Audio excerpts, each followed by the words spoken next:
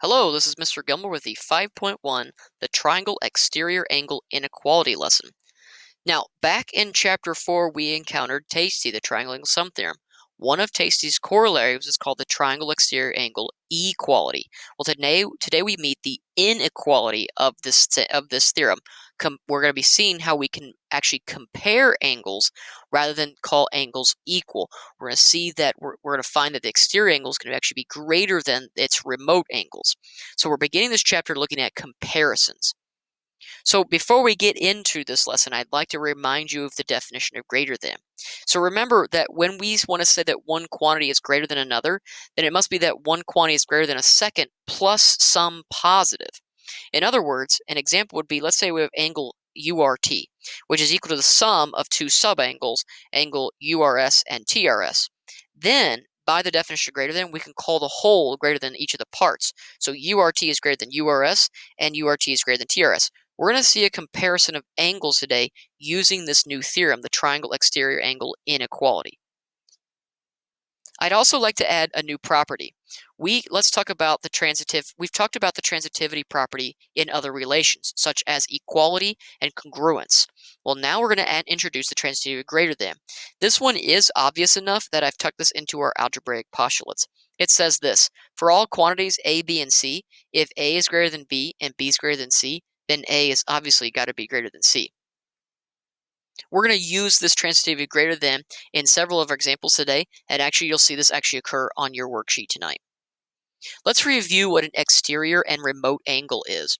When we talk about a given triangle, we may actually extend out each side of that triangle, forming the exterior. The exterior angle is the angle that has the sides of the adjacent side of the triangle and the extended side of the triangle, which means we form that exterior. That exterior is a linear pair to one of the interior angles, but it's not adjacent to two of the other angles interior, which means let's call those non-adjacent angles the remote angles. In the diagram below, we have angles 4, 5, and 6 as labeled as our exterior angles. 1, 2, and 3 are the interior.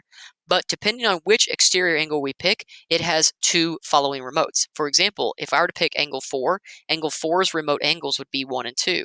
If I were to pick angle 5 exterior, then its remote angles would be 1 and 3.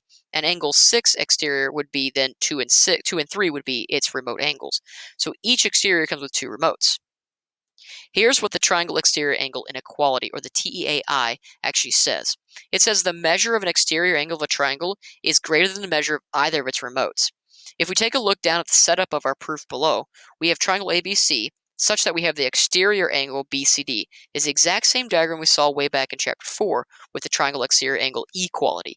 Now, in this case, we're going to prove that the measure of angle BCD is greater than angle A, and the measure of angle BCD is greater than angle B. And it's very simple to do this because we already have a relationship between the measure of the exterior and its two remotes.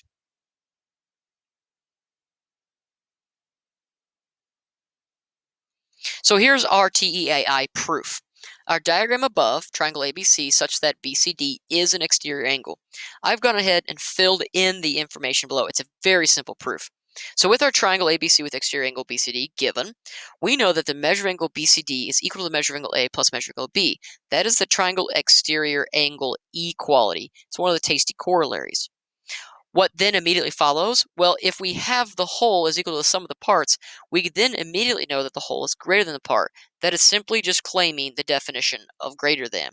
That any whole must then be greater than any of the two parts. So I can immediately claim that angle BCD is greater than A and angle BCD is greater than B. And there we have the proof of TEAI. Very, very simple proof. But now that we have it, we actually can use it to actually compare angles within diagrams.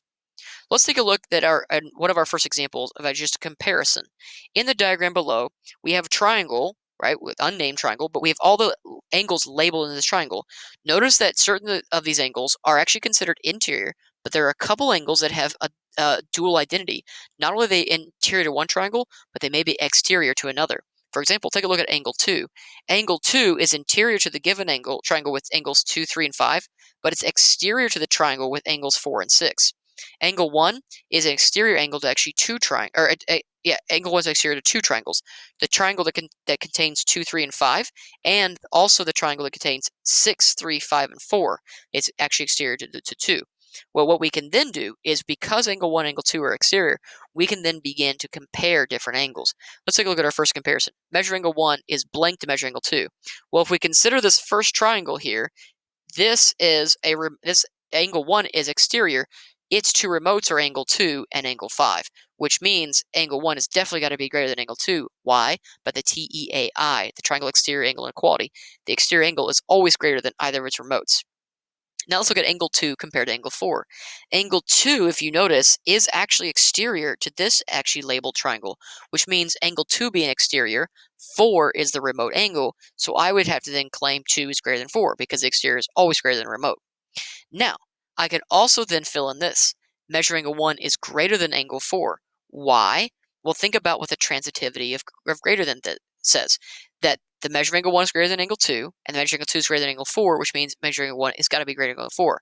Now, if you consider the entire triangle, though, angle 1 is in fact remote or exterior to that, which means 4 and 5, the sum of them are the remote angles. Well, if angle 1 is greater than the sum, then it's definitely greater than its just individual part. So angle 1 would also be greater than angle 4 by the triangle exterior angle inequality again. So there's a couple different ways you could justify that last one. The last question here, comparing angle 1 to angle 3. Well, it may appear that angle 3 is greater than angle 1, but we actually don't know that. It's hard to compare angles that are in a linear pair. We can't just assume that one is greater than the other just by what it looks like. So in this case, it is not enough information.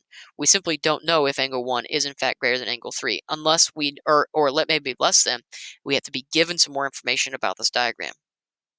Let's finish off our lesson with a proof using the triangle exterior angle inequality. We'll actually use that to compare within a proof.